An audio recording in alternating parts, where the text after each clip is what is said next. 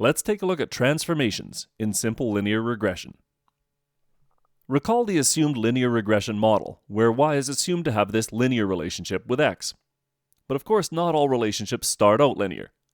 Sometimes, though, we can find an appropriate transformation of the data that results in this assumed linear model being reasonable. Let's take a look at an example. Here we have brain weight versus body weight for 99 species of mammal.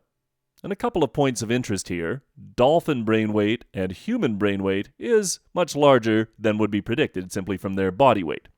But the point of interest here is seeing if we can find a relationship between these variables. And this line that we fit through these points certainly doesn't adequately summarize the relationship. So a linear relationship would not be a reasonable assumption here. But let's see what happens when we take the log of brain weight and plot that against the log of body weight.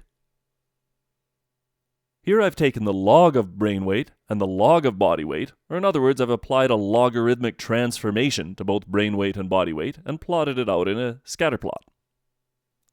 I've used natural logs here, but we get a similar type of plot if we used logarithms with a base of 10 or any other base. And here this logarithmic transformation has resulted in a very straight line. So in this situation, if we did a regression of log of brain weight on log of body weight, that might be a very reasonable thing to do. So some relationships can be made linear by an appropriate transformation of the data. And by transformation, we simply mean that we are applying some function to our data values. Common transformations include the log, the square root, and the reciprocal, but we could do a variety of other ones as well. We can transform the response variable, the explanatory variable, or both. Now let's take a look at another example. Here's an example I looked at previously that involved 36 species of Australian timber, and we related this hardness, which is a measure of the durability of the wood, to the density of the wood. And we fit a line through those points, and an assumed linear relationship is certainly not the worst model in the world. But when we plotted the residuals for this model, there's this clear curvature here. And as well, there appears to be increasing variance as we go along. The variability of the residuals is increasing as density increases. And so that common variance assumption of our model appears to be violated here as well.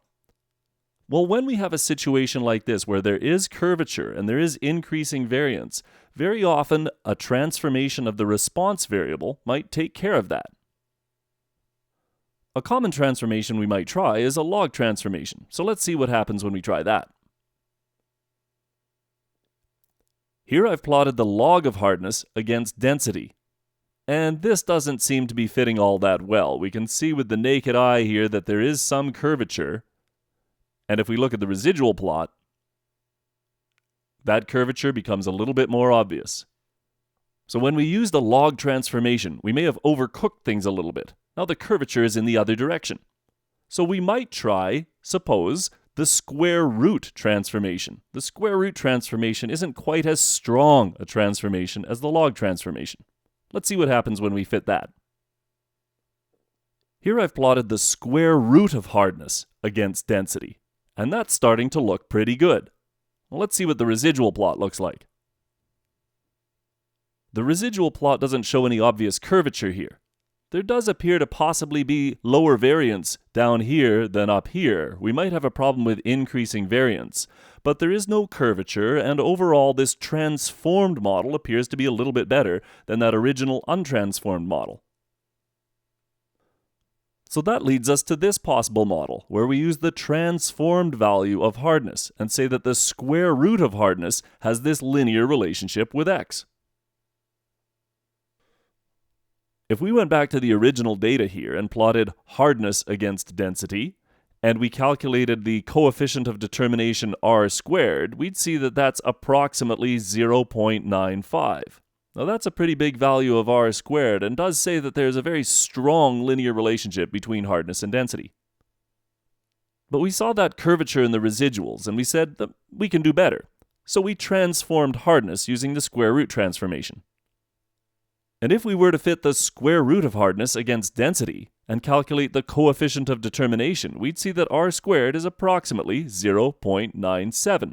So our coefficient of determination has gotten even greater. There's an even stronger linear relationship between these variables. To fit this model, we would simply take the square root of those hardness values and call the square-rooted hardness values our y values, and then just fit the model in the usual way. I've done that here and fit in this least squares regression line. So let's see what the slope and intercept of that line are.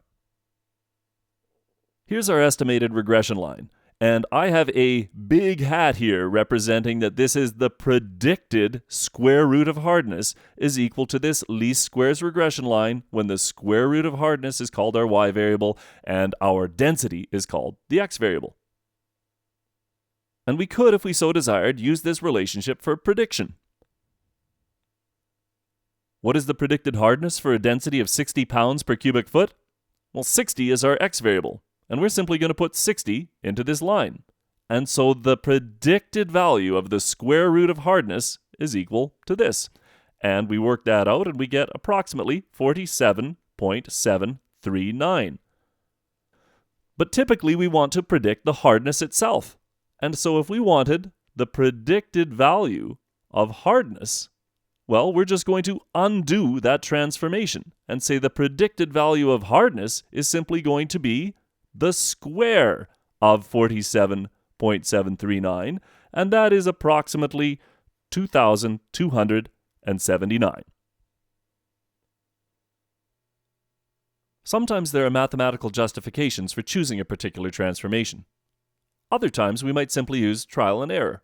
We might experiment a little bit, try a few different transformations on our different variables in an attempt to find a relationship that satisfies the assumptions of the simple linear regression model. We want to find a relationship that is approximately linear, one that has approximately constant variance, and one for which the normality assumption is reasonable as well. And so we might try a few different possible models before we find one that we feel is reasonable. And for some datasets, the simple linear regression model simply isn't going to cut it, and we're going to need to use more advanced modeling techniques.